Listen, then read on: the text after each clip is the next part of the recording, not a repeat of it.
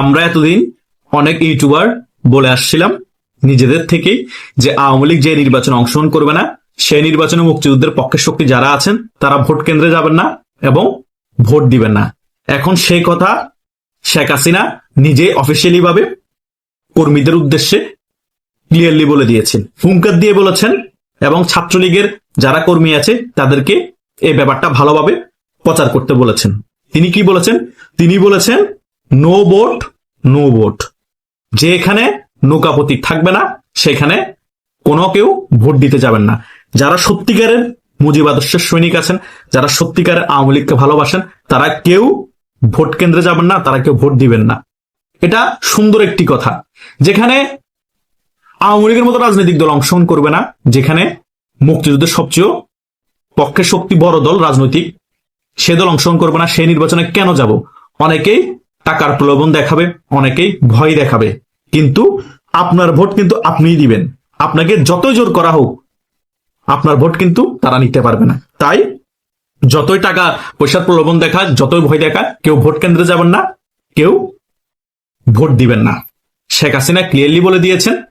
ছাত্রলীগ, যুবলীগ, আওয়ামী লীগ সকলে এটা প্রচার করে প্রত্যন্ত গ্রামও যারা মুক্তিযুদ্ধের পক্ষে শক্তি আছে, আওয়ামী লীগকে ভালোবাসে, তাদের কাছে প্রচার করতে।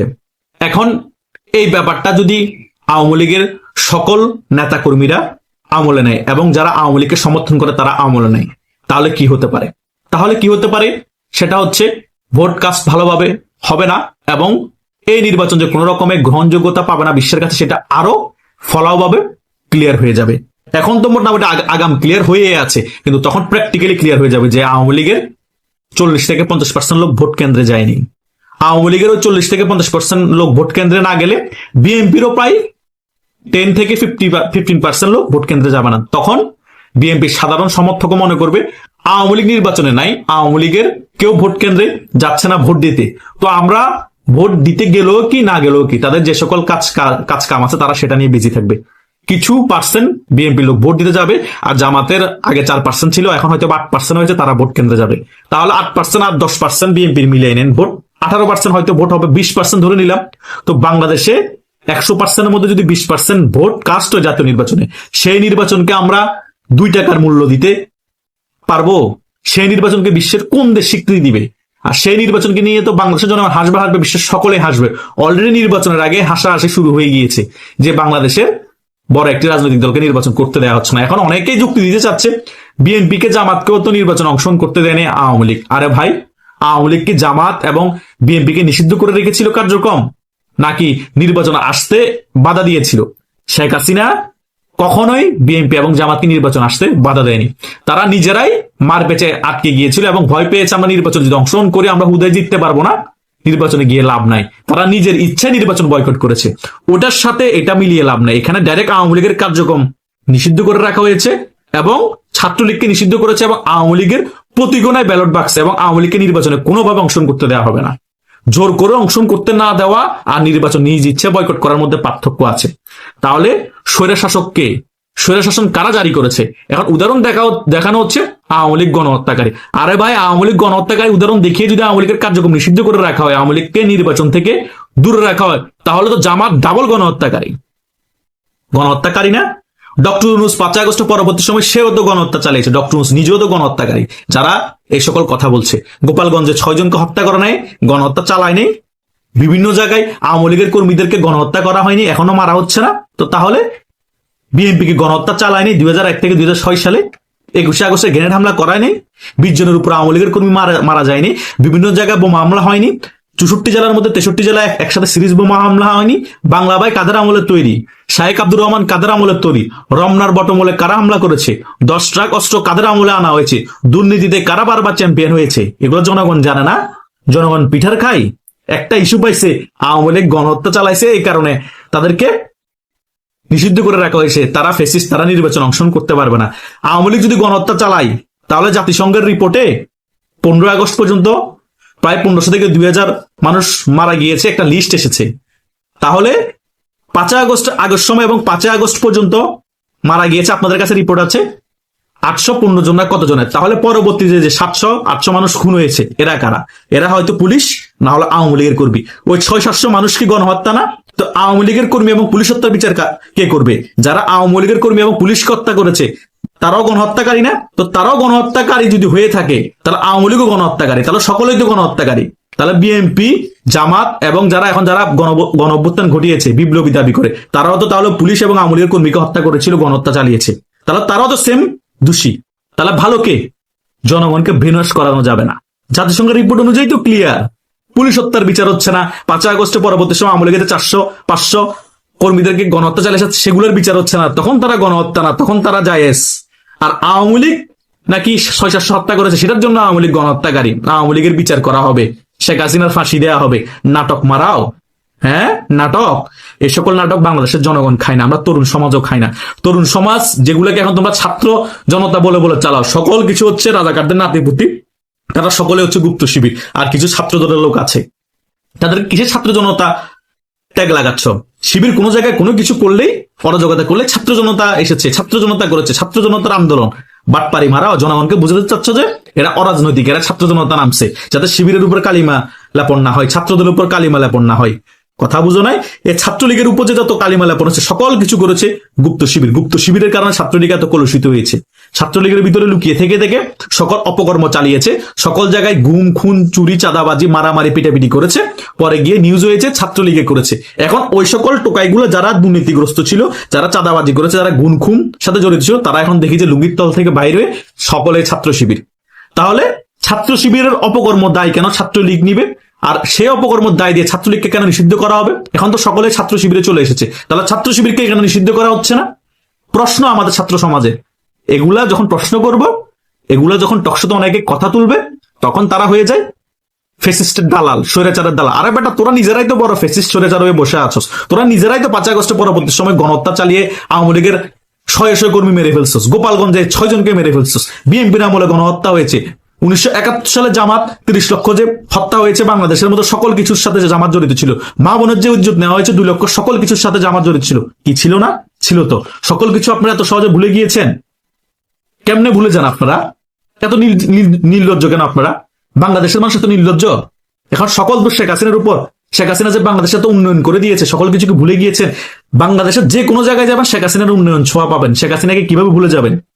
ভুলতে পারবেন না। কথায় আছে না, কীর্তিমানের মৃত্যু নাই। শেখ হাসিনা আসলে কীর্তিমান।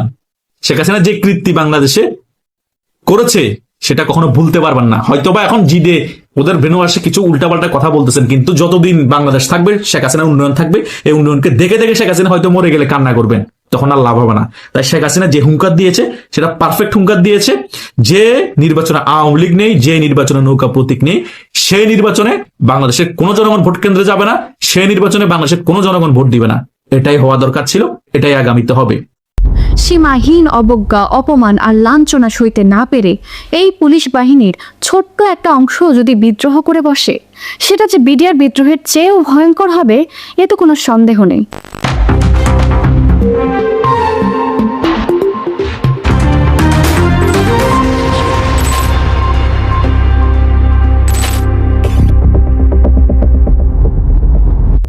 দর্শক, জুলাই অভ্যুত্থানের 1.5 বছর পরও আন্দোলনকারীরা বলতে পারে না তাদেরকে আসলে কি বলে সম্বোধন করা উচিত। আন্দোলনকারী, অভ্যুত্থানকারী, বিপ্লবী নাকি সন্ত্রাসী? তারা বলতে পারে না ওই আন্দোলনটি আসলে কিসের বিরুদ্ধে ছিল, কোটার বিরুদ্ধে, সরকারের বিরুদ্ধে, মুক্তিযুদ্ধের বিরুদ্ধে নাকি বাংলাদেশের বিরুদ্ধে। কোটা বিরোধী সেই রক্তক্ষয়ী আন্দোলনে উভয় পক্ষের অসংখ্য মানুষ প্রাণ হারালো, যার মধ্যে কিছু প্রাণের মৃত্যু মারাত্মকভাবে প্রশ্নবিদ্ধ। স্পষ্ট দেখা যাচ্ছে জনবিক্ষোভকে বিস্ফোরণে পরিণত করতে কোনো একটি নির্দিষ্ট পক্ষ কিছু মানুষকে হত্যা করে, যেসব হত্যাকাণ্ডকে পুঁজি করে আন্দোলনকারীদের নৃশংসতাকে বৈধতা দেওয়ার পথ তৈরি করে। আওয়ামী লীগ সরকার পতনের আগে এবং পরে আন্দোলনকারীরা দেশব্যাপী নজিরবিহীন হত্যা এবং সীমাহীন লুটপাট করে। নতুন সরকার গঠিত হলে এসব নৈরাজ্য সৃষ্টিকারীদের পরিচয় করে দেওয়া হয় জুলাইয়ের মুক্তিযোদ্ধা হিসেবে। তাদের নামে শোক পালন করা হলো, তাদের নামে স্মৃতিসৌধ হলো, তাদের আত্মীয় স্বজনরা কোটা পেল, যে কোটার বিরুদ্ধে কিনা তারা আন্দোলন করেছিল। তারা পেল সব ধরনের আইন ভাঙার লাইসেন্স এবং জানিয়ে দেওয়া হলো সরকার থেকে যে তারা যেসব অপরাধ করেছে সেসব অপরাধের বিচার করা যাবে না, এমনকি সেসব নিয়ে প্রশ্নও তোলা যাবে না। অথচ দেশে কোনো বিপ্লব হয়নি, বিপ্লবী সরকার গঠিত হয়নি, পুরনো রাষ্ট্র ভেঙে নতুন রাষ্ট্রের জন্মও হয়নি। তার মানে বিদ্যমান সংবিধানে, বিদ্যমান রাষ্ট্রে, বিদ্যমান আইনে জুলাই আন্দোলনে সংঘটিত সকল অপরাধের বিচার হওয়া উচিত নাকি? কিন্তু আন্দোলনকারীদের পক্ষ থেকে বিচারের দাবি উঠলেও তদন্তের দাবি ওঠেনি। কারণ তদন্ত করলে সেখান থেকে কোনো আন্দোলন বেরিয়ে আসবে না, বেরিয়ে আসবে ষড়যন্ত্র, বেরিয়ে আসবে জিহাদ। গত বছর আন্দোলনের সময় সোশ্যাল মিডিয়ায় পরিকল্পিতভাবে শুধু আন্দোলনকারী ছাত্র জনতার হত্যার ভিডিও ছড়িয়ে পড়ে। ফকর থেকে আমরা কিছু পুলিশ হত্যার ছবি এবং ফুটেজও আমরা দেখেছিলাম। যারা পুলিশ হত্যা বা পোড়ানোর ভিডিওগুলো বা ছবিগুলো আপনারা দেখেছেন তারা জানেন ঘটনাগুলো কতটা অমানবিক, কতটা বর্বর।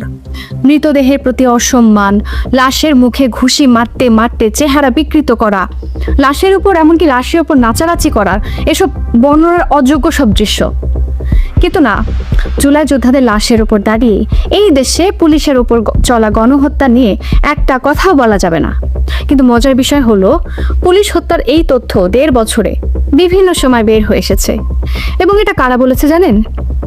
বিপ্লব, ন্যায়নিষ্ঠা, বৈষম্য বিরোধিতার ঝান্ডাধারী সব জুলাই নেতারা।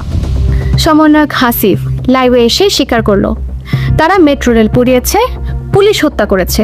আর সেদিন হবিগঞ্জের বানিয়াচং থানায় ওসিকে প্রকাশ্যে হুমকি দেয় বৈষম্য বিরোধী ছাত্রনেতা মাহাদি হাসান। তিনি দম্ভ ভরে স্বীকার করে, আমরা বানিয়াচং থানাকে পুড়িয়ে দিয়েছিলাম, এসআই সন্তোষকে জ্বালিয়ে দিয়েছিলাম। বানিয়াচং আমরা থানা কিন্তু পুড়িয়ে দিয়েছিলাম, এসআই সন্তোষকে কিন্তু আমরা জ্বালিয়ে দিয়েছিলাম। 24 জুলাইয়ে আন্দোলন চলাকালীন সময় তো বটেই, এমনকি শেখ হাসিনার পতনের পরেও দেশ জুড়ে পুলিশ হত্যা চলতে থাকে। 5 আগস্টে দেশের প্রায় 40টি থানায় হামলা চালানো হয়, পুরো থানায় আগুন ধরিয়ে দেওয়া হয় এবং নৃশংসভাবে হত্যা করে গাছে ঝুলিয়ে রাখা হয় পুলিশ সদস্যদের। এর মধ্যে কয়েকটি থানায় আগুন দিয়ে পুলিশকে জ্যান্ত পুড়িয়ে মারা হয়। অথচ নিহত এবং আক্রান্ত এসব পুলিশের সদস্যদের অনেকেই আন্দোলন দমনের কাজের সাথে যুক্ত ছিলেন না। নিহতদের মধ্যে এমনও আছেন কয়েকজন ছিলেন যারা ট্রাফিক পুলিশ, যাদের কাছে কোনো অস্ত্রও ছিল না, তারা ওই ডিউটিতেও ছিলেন না, তারা তাদের নিজস্ব ডিউটি শেষে ঘরে ফেরার পথে তাদেরকে হত্যা করা হয়। তবে জানতেও পর্যন্ত পারেননি তাদেরকে কেন মেরে ফেলা হচ্ছে। আপনারা জানেন 2024 সালের 5 আগস্ট বাংলাদেশের বৃহত্তর গ্রাম বানিয়াচংয়ের মবের হাতে নিহত হন পুলিশ সদস্য সন্তোষ চৌধুরী। যারা জানেন না তাদেরকে বলছি, গা শিউরে দেয়া বিভৎস সেই ঘটনার এক প্রত্যক্ষদর্শী বিবিসি নিউজকে জানায়, প্রথমে তারা সব পুলিশকে মারতে চাচ্ছিল, কিন্তু সেনাবাহিনী সেটা হতে দেয়নি। তখন তারা অন্তত একজন পুলিশ হলো তাদের হাতে তুলে দিতে হবে বলে দাবি জানিয়েছিল। তারপর মব বাহিনী একটা নাম ধরে সমস্বরে ডাকতে থাকে। নামটা হলো অর্ধ শতাধিক পুলিশের মাঝে একজন হিন্দু ধর্মাবলম্বী এসআইকেই কেন বেছে নেওয়া হলো, আর সেনাবাহিনীও কেন সন্তোষকে মবের হাতে তুলে দিল, এই প্রশ্নটি আপনাদের ভাবনার খোরাক হিসেবে রেখে গেলাম। যাই হোক, বর্তমান বাংলাদেশে আমরা কি দেখলাম? গত 1.5 বছরে কোনো পরিবর্তন কি ঘটেছে? না, মবস্টাররা এখনো একের পর এক মানুষ মেরে ঝুলিয়ে দিচ্ছে, এটা জ্বালাচ্ছে, সেটা পোড়াচ্ছে, নিজের দেশের সম্পদ নিজের হাতে ধ্বংস করে ছারখার করছে। একটা পুলিশ স্টেশনে বসে এক ব্যক্তি ওসিকে ওপেনলি থ্রেট দিচ্ছে, বলছে তারা পুলিশ স্টেশন পুড়িয়েছে, পুলিশ অফিসারকে জ্বালিয়ে মেরে ফেলেছে। এই ঘটনায় মেহেদী হাসানকে গ্রেফতার করা হলেও বৈষম্য বিরোধী ছাত্র জনতার রাত ভোর বিক্ষোভের তোপে পরদিনই তার জামিন হয়ে যায় এবং জামিনে বের হয়ে দলবল নিয়ে সেই মবস্টার করলো শোডাউন। শুধু কি তাই, কবি, সাহিত্যিক, বুদ্ধিজীবী, মিডিয়া পুলিশ হত্যার স্বীকারোক্তি দেওয়া মাহাদি হাসানের পক্ষ নিল, তার মুক্তি দাবি করলো এবং ভিকটিম ব্লেমিং শুরু করলো। বিচার তো দূরে থাক, বেদখল হওয়া একাধিক মিডিয়া যেমন জনকণ্ঠ সন্তোষ কতটা খারাপ ছিল সেটা প্রমাণে তৎপর হয়ে উঠল। এসব নৈতিক অ্যাক্রোবেটিক্স দেখলে আমার আসলে মনে হয় সন্তোষ চৌধুরীর সবচেয়ে বড় দোষ হচ্ছে সংখ্যাগরিষ্ঠ মুসলমানের দেশে জন্ম নেয়া এবং হিন্দু ধর্মাবলম্বী হয়ে জন্ম নেয়া। তো এভাবেই এই দেশে এখন পরিকল্পিত হত্যাকাণ্ডকে বৈধতা এবং অপরাধীদের ইনডেমনিটি দেওয়ার সংস্কৃতি অব্যাহত রয়েছে। এই দেশে প্রকাশ্যে মানুষ হত্যা করা যাবে, হত্যার কথা স্বীকারও করা যাবে, কোনো বিচার তো হবেই না, বরং খুনির গলায় মালা পরিয়ে তাকে নিয়ে উৎসব করা হবে। 2024 5 আগস্টের পর দেশ থেকে বিচার ব্যবস্থা উধাও। জানমালের কোনো নিরাপত্তা নেই। এ নিয়ে মব বাহিনীর মাথায় যারা হাত বুলিয়ে দিতেন সেই সব লোকজন এখন ক্ষোভ প্রকাশ করছেন। কিন্তু তাদের এই ক্ষোভটা আসলে কাদের বিরুদ্ধে? আওয়ামী লীগ সরকারকে ক্ষমতাচ্যুত করার পর এই মব বাহিনী যখন সারা দেশ জুড়ে শিক্ষকদের লাঞ্ছিত করেছিল, আপনারা নিজেরা শিক্ষক হয়েও সেই লাঞ্ছনার পক্ষ নিয়েছিলেন। এই মব বাহিনী যখন জ্বালাও পোড়াও করছিল, সারা দেশে আওয়ামী লীগ কর্মী সমর্থকদের উপর হত্যাযজ্ঞ চালিয়েছিল, মানবাধিকার কর্মী হয়েও আপনারা সরাসরি সমর্থন জুগিয়েছেন। হাদি মাহাদি এসব জিহাদিরা যখন মুক্তিযুদ্ধের পক্ষের মানুষদের নিপীড়ন করছিল, আপনারা নিজেদেরকে মুক্তিযুদ্ধের পক্ষে শক্তি দাবি করেও এসব নিপীড়ন নিয়ে আমতা করছিলেন। পুরোটা সময় জুড়ে আপনারা এই মব বাহিনীকে সমর্থন জুগিয়েছেন। তাহলে সেই মবের সমর্থক হয়ে কিভাবে এখন আশা করেন যে এই দেশে এখন বিচার ব্যবস্থা থাকবে, নিরাপত্তা থাকবে? 24শে জুলাই তো আপনারা নিরাপত্তা বাহিনীর মেরুদণ্ড ভেঙে দিয়েছিলেন, এই দানব বাহিনী ভেঙে দিয়েছিল। এখন তাহলে আপনারা ঠিক কার কাছে নিরাপত্তা চাইছেন আপনাদের জন্য? খোদার কাছে নাকি শেখ হাসিনার কাছে? শেখ হাসিনা নাকি রাষ্ট্রের প্রতিষ্ঠানগুলো সব ধ্বংস করে দিয়েছিল। হ্যাঁ, তিনি দীর্ঘদিন ক্ষমতায় থাকার কারণে অনেক প্রতিষ্ঠান দুর্বল হয়ে গিয়েছিল বটে, কিন্তু ধ্বংস কাকে বলে তা নিশ্চয়ই এখন আপনারা দেখতেই পাচ্ছেন।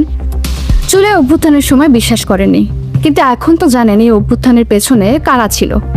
এবার বলুন তো, আপনারা কি একবারও ভেবেছেন পুলিশের ওপরও জুলাই যোদ্ধাদের এত রাগ, এত ঘৃণা, এত জিঘাংসার কারণ কি? 1971 সালের 25শে মার্চ কাল রাতে পাকিস্তান সেনাবাহিনীর গণহত্যার পথে প্রথম প্রতিরোধ করে তুলেছিল বাঙালি পুলিশ সদস্যরা। এটা ইতিহাসে বইয়ে আছে, অনেক স্মৃতিকথায় আছে, গল্প উপন্যাসে আছে, হাজার হাজার টকশোতে আছে এবং ইন্টারভিউতেও আছে। জামাত শিবির সহ স্বাধীনতা বিরোধীরা এই তথ্য পড়েই বড় হয়েছেন। হ্যাঁ, পুলিশের মধ্যেও জামাত শিবির আছে, কিন্তু একটা বাহিনী হিসেবে বাংলাদেশ পুলিশ সব সময় স্বাধীনতা বিরোধীদের জন্য একটা টার্গেট। এর আগেও বিভিন্ন সময় তারা পুলিশ পিটিয়ে মেরেছে, পুলিশের উপর আক্রমণ করেছে। এখন আমি এসব বললে আপনারা জুলাই যোদ্ধারা ডানে পায়ে মাথা নেড়ে আমার সঙ্গে দ্বিমত পোষণ করবেন। তারা বলবেন যে আন্দোলনের সময় পুলিশ বর্বরতা চালিয়েছিল, তাই মানুষ ক্ষুব্ধ হয়ে পুলিশের উপর এই বর্বরতা চালিয়েছে। আচ্ছা ঠিক আছে, আপনাদের এই কথাটা আমি মেনে নিলাম, কিন্তু আপনারা আমাকে এটা বলুন তো, নৈরাজ্য দমন করতে গিয়ে পুলিশ ঠিক কি পরিমাণ বর্বরতা চালিয়েছে? তারা কি 30 লাখ মানুষকে হত্যা করেছিল? 4 লাখ নারীর উপর পাশবিক নির্যাতন চালিয়েছিল? যৌনাঙ্গে বেয়নেট দিয়ে খুঁচিয়ে মেরেছিল? না, বাংলাদেশ পুলিশ তো এরকম কিছুই করেনি। অথচ 71-এ যারা আমাদের সঙ্গে এই ঘৃণ্য অপরাধগুলো করেছিল, তাদের সঙ্গেও আমরা কখনো এমন বর্বরতা দেখাইনি। তাদেরকে আমরা মেরে ঝুলিয়ে রাখিনি, তাদের শরীর থেকে মাংস খুবলে নেইনি। আত্মসমর্পণের পর পাকিস্তান সেনাবাহিনী জেনেভা কনভেনশনের কারণে বাঙালির ক্ষোভের কাছ থেকে রক্ষা পেয়েছিল, কিন্তু সেই রাজাকাররা তো এই দেশেই ছিল। কই, আমরা তো মুক্তিযোদ্ধারা মুক্তিযুদ্ধ পরবর্তীতে ঢালাওভাবে তাদের বাসায় তো আগুন দেওয়া হয়নি, দল বেঁধে তাদেরকে হত্যা করে গাছে বা ব্রিজে ঝুলে দেওয়া হয়নি। আমরা আইনি উপায়ে তাদের বিচারের ব্যবস্থা করেছি। এর আগেও অসংখ্য আন্দোলন সংগ্রাম হয়েছে, সেসব আন্দোলনে মানুষ মারা গেছে, কিন্তু কখনোই পুলিশের ওপর এমন নারকীয় আক্রমণের ঘটনা ঘটেনি। আমি জানি না পৃথিবীর আর কোনো স্বাধীন দেশে সব পক্ষ মিলে একসঙ্গে একটি বাহিনীর বিরুদ্ধে এমন নজিরবিহীন নিষ্ঠুরতা দেখিয়েছে কিনা, কিংবা এরকম মধ্যযুগীয় বর্বরতাকে জাস্টিফাই করার জন্য এতগুলো পক্ষ একজোট হয়েছিল কিনা। জুলাই অভ্যুত্থানের পর এতগুলো মাস কেটে গেছে, কিন্তু এখনো পুলিশের মনোবল ফিরিয়ে আনা যায়নি। না গেছে, না সরকার আনতে দিয়েছে। একটা বাহিনীর উপর এত বড় হত্যাকাণ্ড আর হামলা চালানোর পর সরকার এই মাস কিলিংকে একনলেজ পর্যন্ত করেনি। তাদের পক্ষ থেকে একটা বিবৃতি এখন পর্যন্ত আসেনি। নিহত পুলিশ সদস্যদের রাষ্ট্রীয় মর্যাদা দেওয়া হয়নি। নিহত পুলিশের পরিবারদের সঙ্গে কোনো যোগাযোগ করা হয়নি। তাদের পরিবারের কাছে সরকারের তরফ থেকে ক্ষমা চাওয়া হয়নি এবং ক্ষতিপূরণও দেওয়া হয়নি।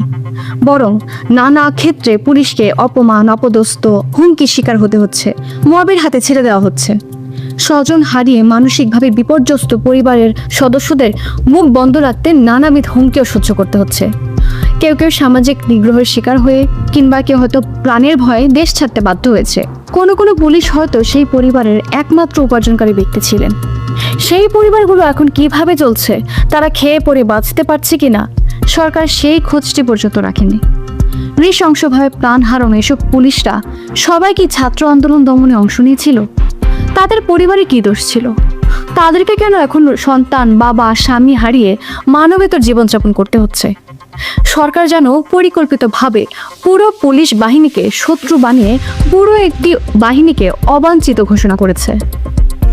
আমরা আজ পর্যন্ত জানি না জুলাই যোদ্ধাদের হাতে নিহত পুলিশের সংখ্যা কত। আজ পর্যন্ত সরকার নিয়মসিদ্ধ উপায়ে এই তদন্ত করে এই সংখ্যাটি আমাদেরকে জানায়নি। নিহত পুলিশের সংখ্যা কত হতে পারে বলেন তো? 100, 200, 500 নাকি 1000? We don't know. আমরা হয়তো কখনোই জানতে পারবো না। কিন্তু এটা তো একটা প্রশিক্ষিত বাহিনী। এই বাহিনীর সদস্যদের প্রশিক্ষণ আছে, তাদের কাছে অস্ত্র আছে, আছে পুঞ্জীভূত ক্ষোভ, চোখের সামনে সহকর্মীকে খুন হতে দেখার দুঃসহ স্মৃতি আর প্রতিশোধের স্পৃহা। সীমাহীন অবজ্ঞা, অপমান আর লাঞ্ছনা সইতে না পেরে এই পুলিশ বাহিনীর ছোট্ট একটা অংশ যদি বিদ্রোহ করে বসে, সেটা যে বিডিআর বিদ্রোহের চেয়েও ভয়ঙ্কর হবে এ তো কোনো সন্দেহ নেই। এই দেশে প্রতিশোধের রক্তগঙ্গা বইয়ে যাবে, নিমিষেই ঝরে যাবে কত শত প্রাণ। এই বিপর্যয়ের জন্য সরকার কি প্রস্তুত? পুলিশ হত্যা নিয়ে মুখে কুলুপ এঁটে বসে থাকা শিক্ষক, বুদ্ধিজীবী, সাংবাদিক সহ অন্যান্য জাতির বিবেকরাও কি প্রস্তুত আছেন?